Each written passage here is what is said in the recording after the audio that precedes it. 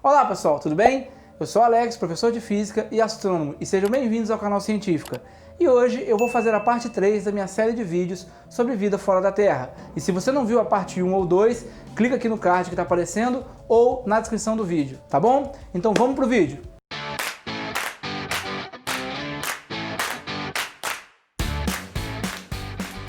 Pois é, no final da parte 2 eu falei sobre o paradoxo de Fermi, né? Se temos tanta possibilidade de vida e civilizações fora da Terra, por que nós nunca encontramos nenhuma delas? Esse é o paradoxo de Fermi, e tem vários trabalhos que se dedicam a tentar explicar isso, achar explicações para esse paradoxo. E eu vou listar aqui as 8 principais explicações que eu encontrei a respeito, tá bom? Explicação número 1, viagem interestelar é muito difícil. Ou seja, é tudo muito longe. Existem civilizações, sim, mas assim como nós, elas não têm tecnologia para fazer essa viagem interestelar de modo eficiente. Como eu falei lá no primeiro vídeo, né, o objeto mais rápido que a humanidade já construiu vai demorar aí 40 mil anos para chegar numa estrela próxima fora do sistema solar. Ou seja, é tudo muito longe, demanda muita tecnologia, que aparentemente, segundo essa hipótese, nenhuma civilização conseguiu desenvolver ainda. Hipótese número 2, os aliens não querem papo com a gente. Ou seja, existem outras civilizações, elas têm tecnologia, até teriam tecnologia para encontrar com a gente, mas elas não querem saber de ninguém fora do planeta delas, né? Nós somos uma civilização que busca encontrar outras civilizações e buscar vida lá fora.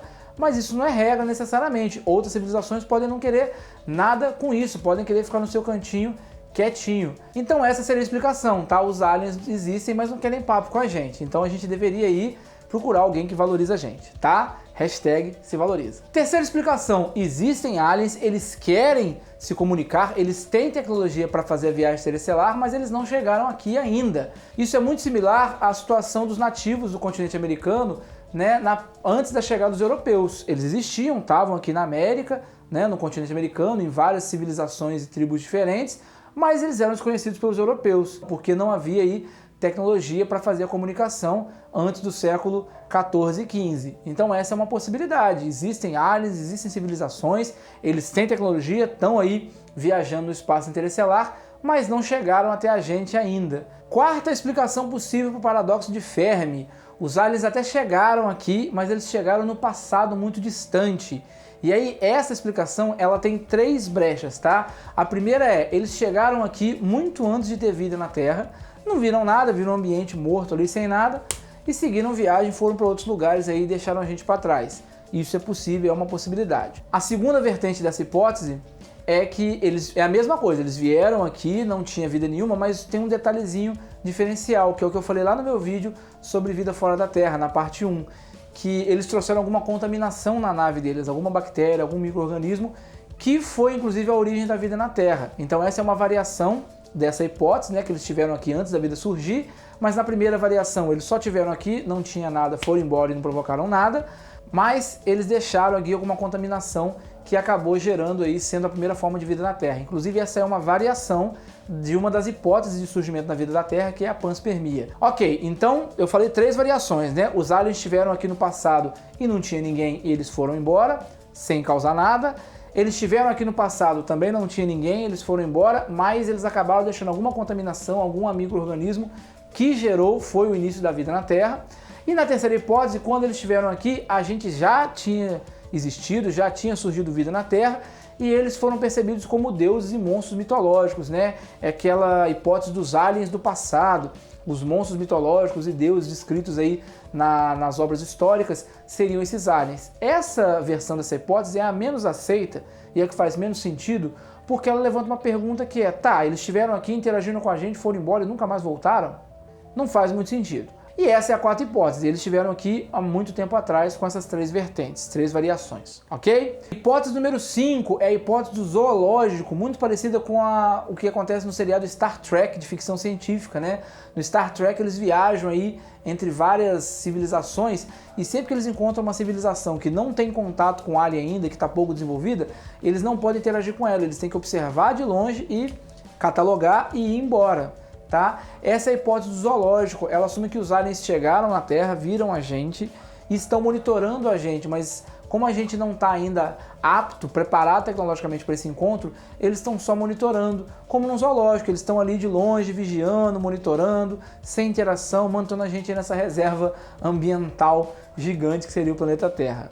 Essa aí seria uma das hipóteses, né, do paradoxo de Fermi, da resposta ao paradoxo de Fermi, que é por que a gente não percebe os aliens? É porque a gente é como animal numa reserva ambiental que não percebe os humanos ali, tá bom? Seria mais ou menos essa a comparação. Hipótese número 6, eles vieram, eles estão aqui, mas eles são indetectáveis. É muito parecido com o que acontece naquele filme MIB, Homens de Preto, né? Que os aliens vivem entre a gente, mas disfarçado, tá? Essa também é uma hipótese válida para responder o paradoxo de Fermi, que é a que os conspiracionistas mais gostam, mas assim como as outras hipóteses, é apenas uma hipótese. Ela é falseável, dá para você verificar com teste, mas não teve nenhum teste ainda mostrando a validade dela. E como eu disse, o ônus da prova é de quem afirma. Se ninguém provou que ela é real, a gente assume que ela é apenas uma hipótese que não foi confirmada ainda, tá bom? E a sétima hipótese, lembra que no começo eu falei que são 8 respostas? É porque a sétima hipótese tem 2 versões. Então é uma 7 parte 1 e 7 parte 2, tá? Que é a hipótese do grande filtro. O que é isso? Ela diz que existiria um grande filtro pelo qual as civilizações não passam, a vida não consegue passar. E aí ela tem 2 variações para o caso da Terra. A primeira é que só a gente passou pelo filtro, ou seja, o desenvolvimento de vida é algo tão complexo que só a gente conseguiu passar, e por isso que a gente não encontra nenhuma outra civilização, porque embora tenha muitas condições próprias para a vida em si, para surgir, demanda muita sorte, e só a gente teve essa sorte. Quem aborda bem esse assunto é o bioquímico britânico Nick Lane, no seu livro Questão Vital, Porque a Vida é Como É. E fala sobre o surgimento da vida. E aí ele descreve tecnicamente que a mitocôndria é uma organela que está presente na célula, lembra lá da sua aula de biologia, muito complexa, muito pouco provável de surgir espontaneamente. Ou seja, o surgimento da mitocôndria seria como ganhar na Mega Sena 20 vezes. Então é algo muito raro e aconteceu uma única vez no universo até o momento, que foi com a gente.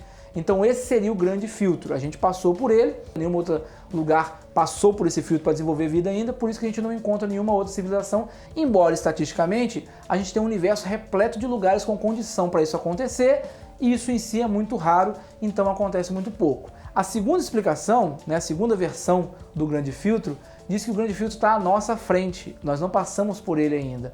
Ou seja, nós vamos chegar no grande filtro e parar nele, nossa civilização vai desaparecer. Essa é a mais tenebrosa. E aí o que seria esse grande filtro?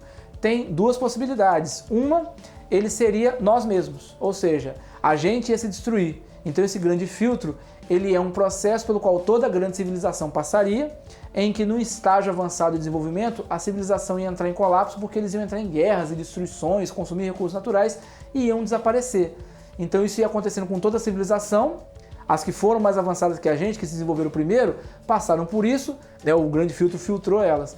E a gente está indo para o mesmo caminho e vai acabar se destruindo. É uma hipótese muito razoável, considerando o que a gente tem feito com o ambiente nos dias de hoje. Precisamos rever nosso conceito sobre isso. A segunda possibilidade nessa destruição seria a existência de uma outra civilização super desenvolvida que passou pelo filtro, ou seja, chegou lá primeiro, se desenvolveu primeiro, está monitorando todo mundo, e sempre que ela vê alguma civilização chegar perto dela em desenvolvimento tecnológico, ela vai lá e elimina, extermina, para garantir que ela não tenha concorrência, que ela não seja ameaçada. Então ela seria o grande filtro, né? E como a gente não está fazendo isso, esse filtro está à nossa frente, ou seja, em algum momento, se isso acontece, a gente vai chegar no nível de desenvolvimento tecnológico que a civilização vai querer destruir a gente.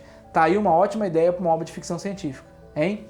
Pois é, então essas são as 8 possíveis explicações para o paradoxo de Fermi, tá? Ou seja, são 8 hipóteses que tentam explicar o porquê que a gente não recebeu nenhum tipo de sinal de inteligência fora da Terra, embora o universo tenha se mostrado estatisticamente um lugar muito propício para o surgimento tanto de vida quanto de inteligência. Mas a análise de vida fora da Terra e possibilidade de civilizações, cientificamente falando, não acaba aqui.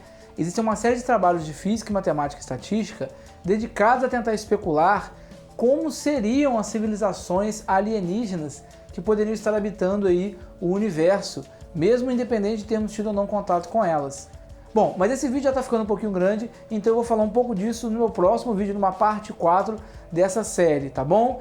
Então se inscreva no canal, ative a notificação para não perder essa parte 4, que vai ser muito bacana, muito interessante. Tem alguma das hipóteses que você achou interessante ou alguma outra hipótese de resposta para o paradoxo de Fermi que a gente não mencionou aqui, mas que você conhece, coloca aí nos comentários, tá bom? Muito obrigado pela atenção e até a próxima!